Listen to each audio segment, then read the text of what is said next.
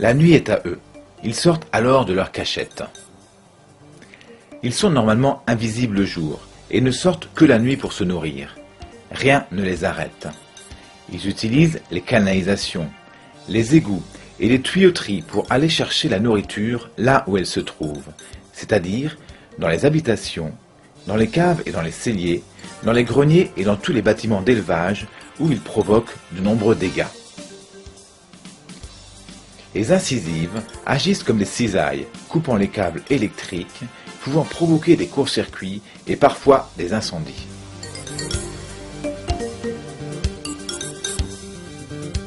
Ils sont vecteurs de germes pathogènes, par exemple les salmonelles, la tuberculose, la fièvre afteuse ou la peste porcine.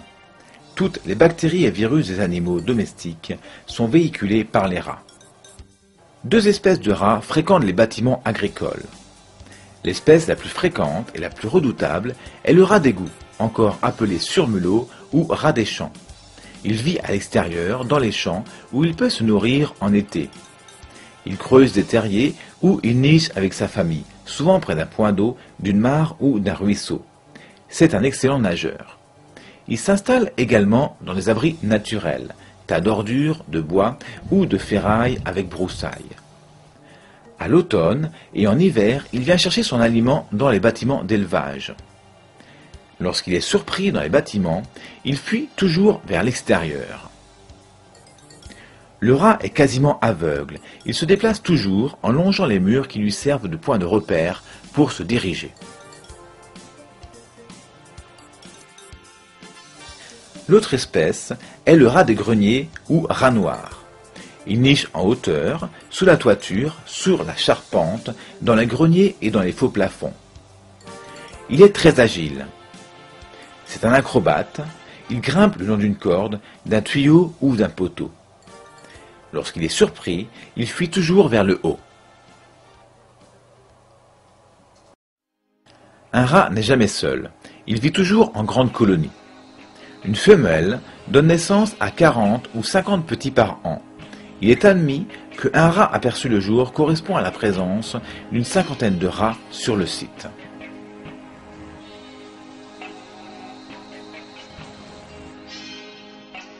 Les colonies sont très organisées et hiérarchisées. Le grade de mâle dominant se conquiert au combat. Le rat est un animal intelligent et très méfiant. Un nouvel aliment est d'abord regardé avec méfiance, puis il le goûte prudemment et ce n'est qu'après plusieurs jours que la méfiance disparaît. En cas de suspicion, l'aliment est définitivement refusé par toute la colonie. Pour lutter efficacement contre les rats, il faut utiliser le racumin-pâte. Un seau de racumin-pâte contient 50 blocs de 100 grammes et permet d'éliminer une centaine de rats. Le racumin-pâte se caractérise par une appétence exceptionnelle. En présence de céréales ou d'aliments complets pour animaux, le rat préfère le racumin-pâte. C'est une véritable friandise. Il le consomme plus vite que les appâts traditionnels. Il en consomme davantage, accélérant ainsi l'efficacité de la dératisation.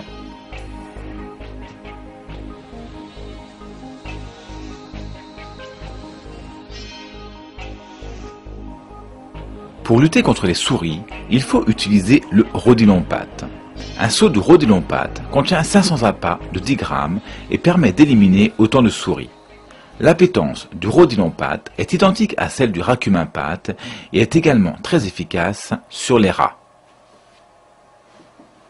Comme tous les raticides, racumin-pâte et rhodilon-pâte contiennent des anticoagulants qui sont toxiques pour les oiseaux, les animaux domestiques et les animaux de compagnie. Il faut donc protéger les appâts au moyen de boîtes spéciales ou au moyen de tuyaux en PVC. Les soins apportés à l'environnement de l'élevage constituent la première phase de la dératisation. Il faut éliminer les refuges potentiels, comme les dépôts de ferraille ou de bois autour des bâtiments. les tas d'ordures, les herbes hautes, les amas d'aliments ou de céréales sur le sol. Le rat n'aime pas les lieux découverts, comme les cours empierrés ou les pelouses bien tondues. Pour lutter contre les rats des champs ou sur mulot, il faut mettre au minimum 2 blocs de racumin-pâte dans chaque boîte d'appâtage. Ces boîtes doivent être ensuite installées tous les 10 mètres sur les points de passage des rats, toujours le long des murs, à l'extérieur des bâtiments. Ne pas oublier qu'un rat se déplace toujours en longeant les murs qui lui servent de repère pour se diriger. L'ouverture des boîtes d'appâtage doit toujours être accolée au mur. Il faut placer les boîtes sur les passages identifiés par les terriers, par les traces de passage ou les crottes.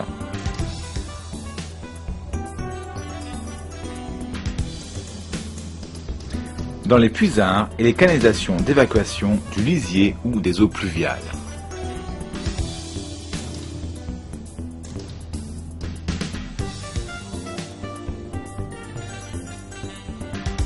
Une bonne solution consiste à placer les blocs de racumin-pâte à l'entrée du terrier. Les adultes vont l'emporter à l'intérieur et toute la famille va en consommer. Pour lutter contre les rats noirs, il faut poser les blocs de racumin-pâte dans les greniers, dans les faux plafonds, sur les passages identifiés, c'est-à-dire les dégâts commis par les rongeurs, les passages dans la poussière et les empreintes ou près des crottes. On peut également déposer le racumin-pâte sous le toit, sur la charpente lorsque cela est possible. Cela nécessite parfois le démontage d'une plaque de toit. Dans tous les bâtiments d'élevage, la mise en place des blocs de racumin-pâte doit se faire d'une manière systématique et appropriée. Il faut penser à déposer les boîtes d'appâtage à proximité des canalisations, qui sont les tunnels de passage entre l'extérieur et l'intérieur des bâtiments très utilisés par les rats. Mais aussi déposer des boîtes en hauteur sur la charpente et à l'intérieur des fermes des hangars, qui sont des passages obligés pour les rats noirs.